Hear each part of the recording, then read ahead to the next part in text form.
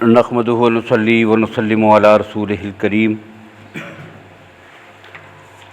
اما بعد فاعوذ باللہ من الشیطان الرجیم بسم اللہ الرحمن الرحیم وقالوا قلوبنا غلف بل لعنہم اللہ بکفرہم فقلیلا ما یؤمنون ولما جاءہم کتاب من عند اللہ مصدق لما معہم وکانوا من قبل یستفتحون علی الذین کفروا فلما جاءہم ما عرفوا کفروا بہ فلعنۃ اللہ علی الکافرین صدق اللہ العظیم۔ تلاوت کردہ آیات میں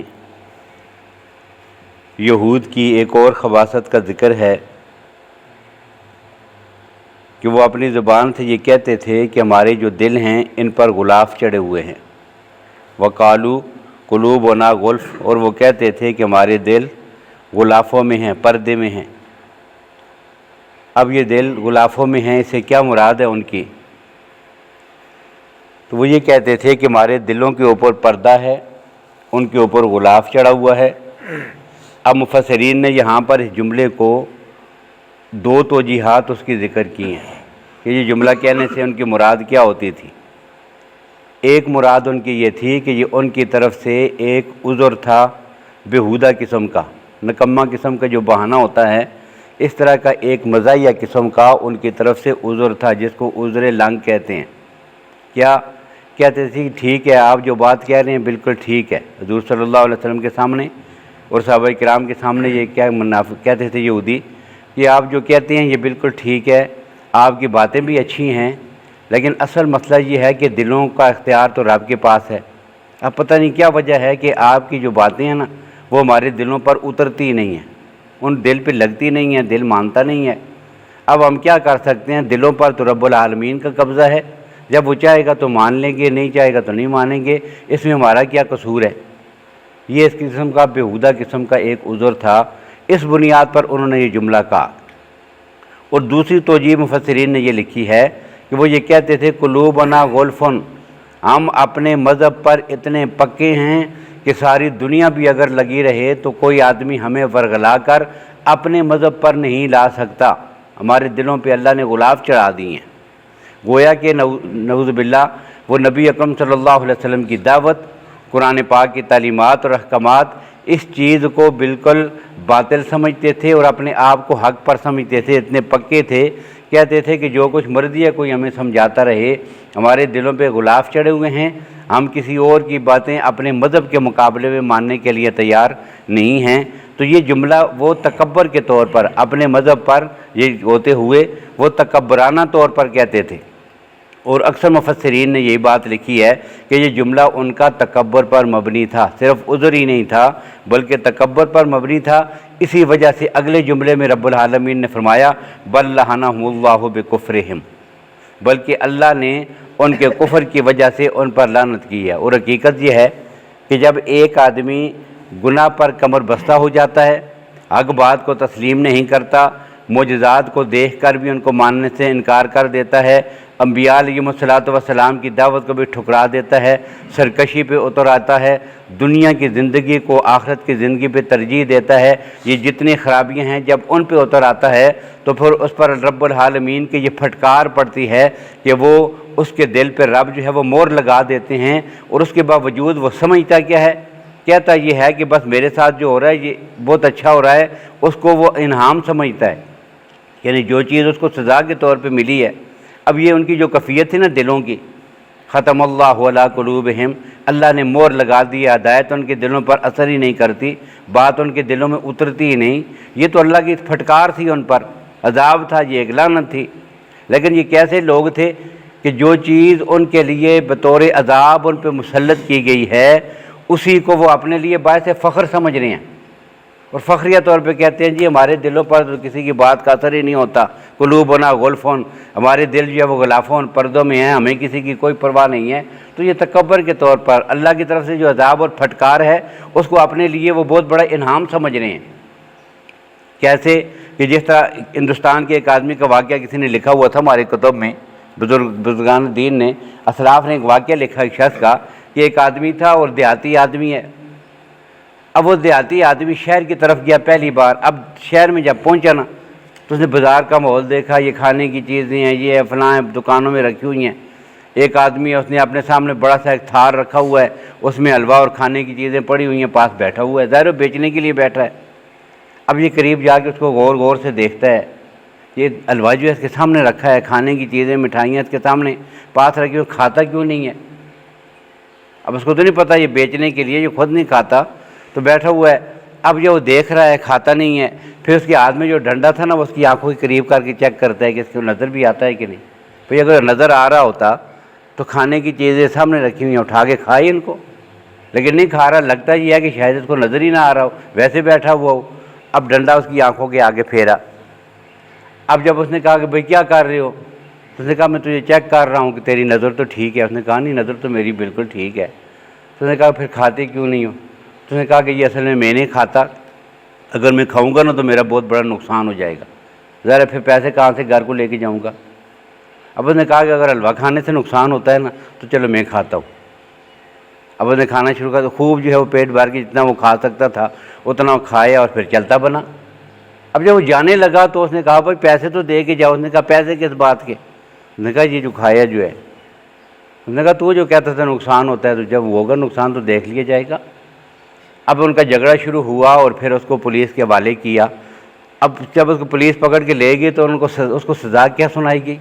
سزا یہ سنائی گئی کہ چلو اس کے پاس اور تو کچھ نہیں ہے تو اس کو گدھے پہ بٹھا کر لڑکوں کی پوری ایک ٹیم جو ہے اس کے پیچھے لگا دی جائے، وہ شور مچائیں، پورے بازار میں اس کو گھمایا جائے، اور ساتھ جو ہے وہ ڈول بجانے والے بھی اس کے پیچھے لگا دیے جائیں تاکہ اس کو شرم اور ذلت محسوس ہو اور آئندہ ایسی حرکت نہ کرے۔ چنانچہ پورے بازار میں اس کو اسی طرح تماشا اس کا کرتے ہوئے اس کی تضحیک کی گئی ہے، اس کی تذلیل کی گئی ہے، اس کی توہین کی گئی ہے، اور پورے بازار میں اس کو گھمایا گیا۔ ساتھ وہ ڈول بجانے والے بھی ہیں، پیچھے لڑکوں کی ایک ٹیم بھی ہے، اس کو گدھے پہ بٹھایا گیا ہے اور پورے بازار میں پھرایا گیا، پھر اتار کے چھوڑ دیا گیا۔ واپس ہوا تو گاؤں کے لوگوں نے پوچھا ہاں بھائی بازار گئے تھے، سنا انہیں شہر کیسا ہوتا ہے؟ تو اس نے کہا بہت زبردست ہوتا ہے۔ پھر پوچھا کیا ہوتا ہے؟ اس نے کہا کہ حلوہ بھی مفت ملتا ہے، پھر بچوں کی ٹیم بھی مفت ملتی ہے، پھر وہاں پہ ڈول باجے یہ بھی اور گدھے کی سواری بھی، یہ ساری چیزیں وہاں کیا ملتی ہیں؟ مفت۔ اب یہ کیا تھا؟ یہ اس کے لیے ذلت امیز ایک سلوک تھا، اس کی سزا تھی، اس پہ عذاب تھا۔ اس کو گدھے پہ بٹھا کر اس کو ذلیل کیا گیا، پورے بازار میں گھمایا گیا، لیکن اس کی حماقت کی انتہا یہ ہے کہ اس کو اپنے لیے جو ہے وہ بہت بڑی سعادت اور تماشا اور خوشی محسوس کر رہا ہے۔ اللہ کہتے ہیں میں نے ان کے دلوں پہ مہر لگا دیا، ختم اللہ علی قلوبہم۔ اب یہ بدبخت ہیں، ہدایت کی طرف آتے ہی نہیں۔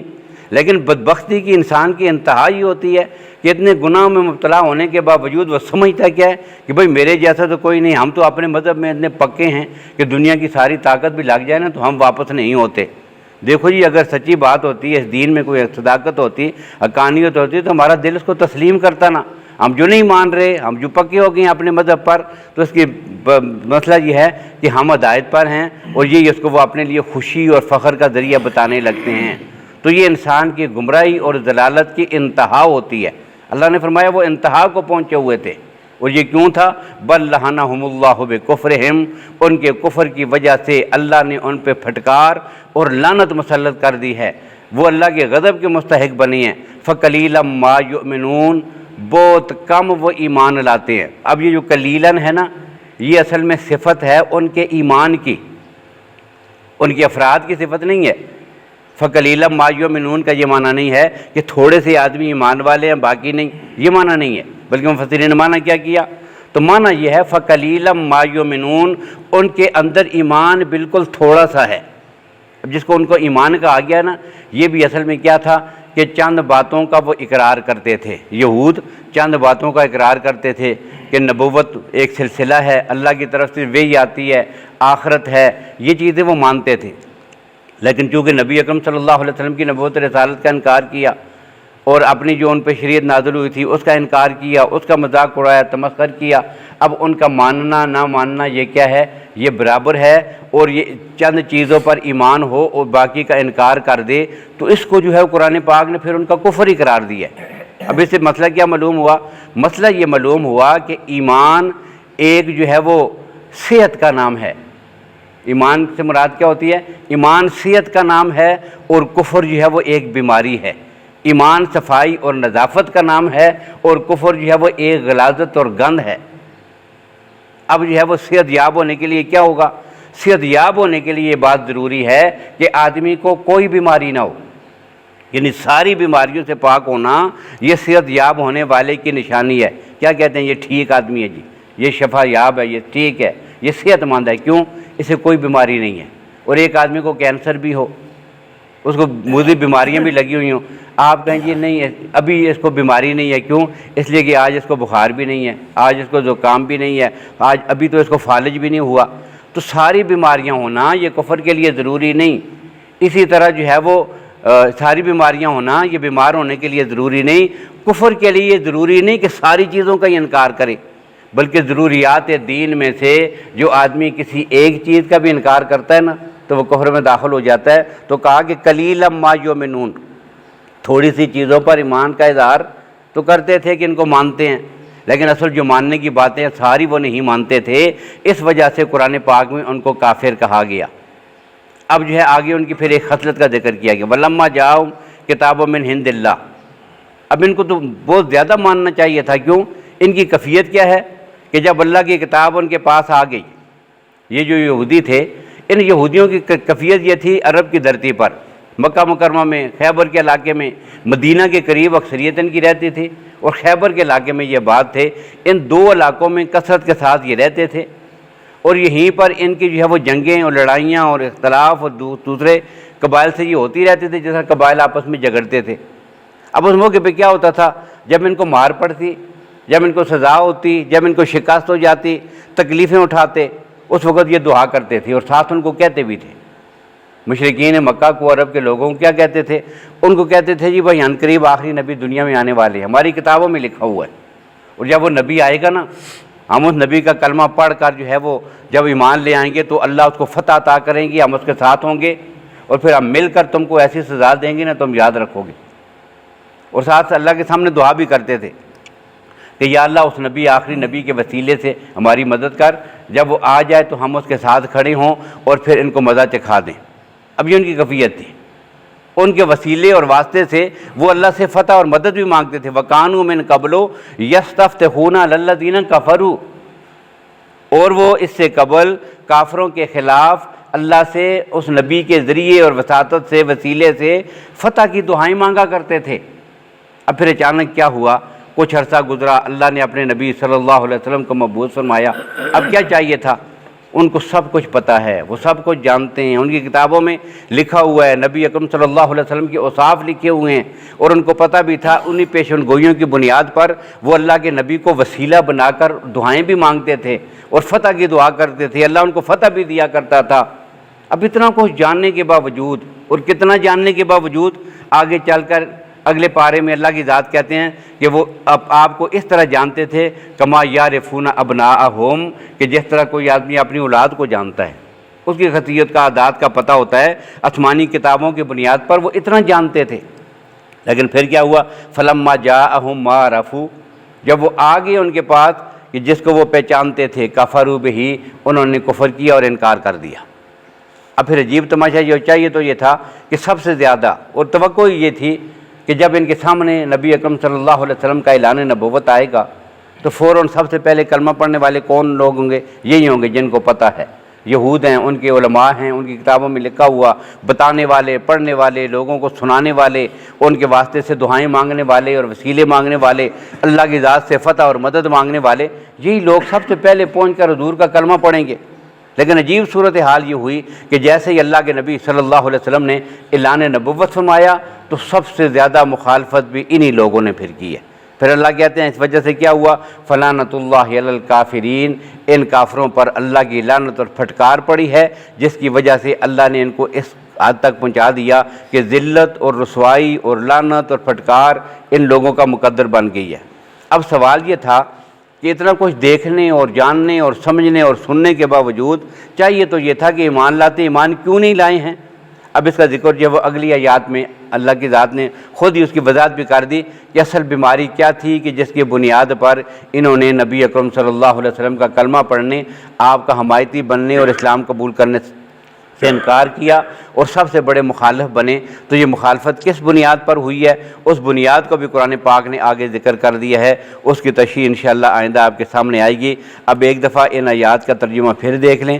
وقالو، اور وہ کہتے تھے، قلوبنا، ہمارے دل، غلفن، پردوں میں ہیں، غلافوں میں ہیں، بل لعنہم اللہ، نہیں ایسا نہیں ہے، بلکہ لعنہم اللہ، اللہ نے ان پر لعنت کر دی ہے، بکفرہم، ان کے کفر کی وجہ سے، فقلیلا ما یؤمنون، بہت کم وہ ماننے والے ہیں، ولما جاءہم، اور جب آ گئی ان کے پاس وہ کتاب، من عند اللہ، اللہ کی طرف سے، اس کتاب سے یہاں پر مراد قرآن پاک ہے، مصدقون، اور یہ قرآن ایسی کتاب ہے، مصدقون، جو تصدیق کرنے والی تھی ان باتوں کی جو ان کے پاس تھیں، یعنی ان کو چاہیے تو یہ تھا کہ قرآن کو سب سے پہلے ماننے والے بنتے۔ یہ قرآن نے ان پر کتنا بڑا احسان کیا تھا کہ ان کے پاس جو کتاب تورات اور سابقہ آسمانی کتابیں ہیں ان کی تصدیق کر رہی تھی، اب قرآن کو انکار کرنا اپنی کتابوں کے انکار کرنے کی اور اس کو جھٹلانے کے مترادف تھا، اس لیے اس کی صداقت کو منوانے کے لیے کم از کم ضروری تھا کہ وہ قرآن پاک پہ ایمان لے آتے۔ اور قرآن ہی ایسا ہے کہ جس نے ان کی تعلیمات کے بارے میں بتایا کہ ان کتابوں میں یہ لکھا ہوا ہے، یہ تصدیق کرنے والی ہے، لیکن ہوا کیا، وَكَانُوا مِن قَبْلُ، اور اس کے ساتھ ساتھ وہ اس سے پہلے یستفتحون، مدد مانگا کرتے تھے، فتح مانگا کرتے تھے ان لوگوں کے خلاف جو کافر ہیں۔ فلما جاءہم، پس جب آگے ان کے پاس ما عرفوا، جس کو وہ پہچانتے ہیں، جس کا تعارف ہے انہیں، کفروا بہ، تو اس کے ساتھ کفر کیا یا اس کا انکار کیا، فلعنۃ اللہ علی الکافرین، اللہ کی لعنت ہو کافروں پر۔ اللہ تعالی ہمیں قرآن و سنت کو سمجھنے کی اور اس پہ عمل پیرا ہونے کی توفیق نصیب فرمائے۔ اللہم لک الحمد کما انت آلہ، فصل وسلم علی سیدنا محمد کما انت آلہ، وفعل بنا ما انت آلہ، فإنک آل التقوی و آل المغفرہ۔